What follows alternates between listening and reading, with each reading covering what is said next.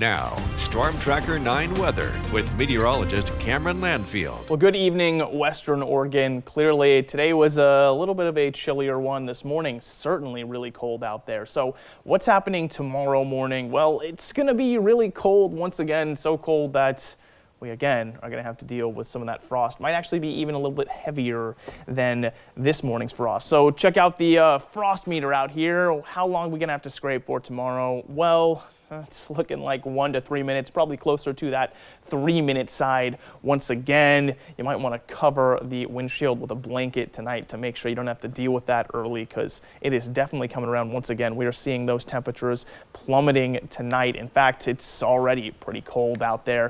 Going to be seeing before midnight getting down past freezing. So real cold out there, and that cold is just going to continue too. Look at these morning lows in the valley. They just stay completely frigid all the way into Wednesday. That's when we finally get our way out of freezing. So you're going to be dealing with that frost for quite a while moving forward here. And then as we get into Thursday, actually there's a little bit of a disturbance that comes around and makes things interesting. We do have a little bit of a chance of seeing some snow down in the valley. The snow levels drop into about 2,500 feet. And then with that 33-degree weather, you could see some of those snowflakes hit the ground before they melt. So it's going to be interesting out there. But again, just be prepped for some pretty cold mornings ahead. And again, it's not really going anywhere with those high temperatures either. It's just going to be sitting around those high 40s here in the valley. We're even seeing freezing temps out on the coast. Now, tomorrow morning, it's going to look like a similar weather pattern that we have today, where we continue to see this big high pressure ridge continue to rise for the remainder of the day. And, you know, as that amplitude continues to get larger, it means that the high pressure continues to push down heavier, and that just keeps everything out of that upper atmosphere, which means we are going to keep those skies totally clear, and those clear skies do lead to more and more cold mornings.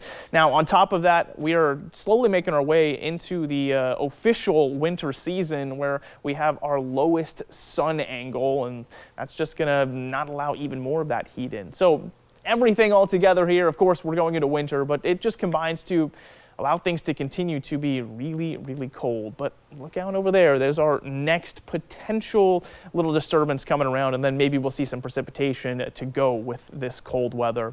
Now I'm going to show you the stormcast here, zoom through it really quickly from Sunday morning all the way into Sunday evening. You'll notice, well, there's really nothing moving all the way forward into Sunday at 11 a.m. there, and then scooting forward into 9:30. Notice nothing happens, and that's because of all that high pressure. Again, as it continues to build up, we just push everything out of that upper atmosphere, and it doesn't allow really much to happen for that weather. But speaking of things happening, look at the back half of the week here on the 7-day forecast. So Friday and Saturday, it looks like things are getting wet finally on the coast. That was that disturbance that I was talking about earlier coming on through, but we're sitting in those mid to high 50s for the next 5 days at least on the coast there. It doesn't look like we have a freezing morning ahead.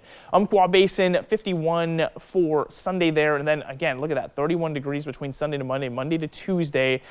Chance of rain Thursday and Friday. It looks like Saturday it's probably happening, though. In the Cascades, things definitely get active Thursday and Friday there. 34, 33 degrees, snow getting down to 2,500 feet. Now for the Willamette Valley, again, there it is, your chance of snow coming up on Thursday, hitting those high 40s every single day, not quite making 50 degrees for the next 7 days.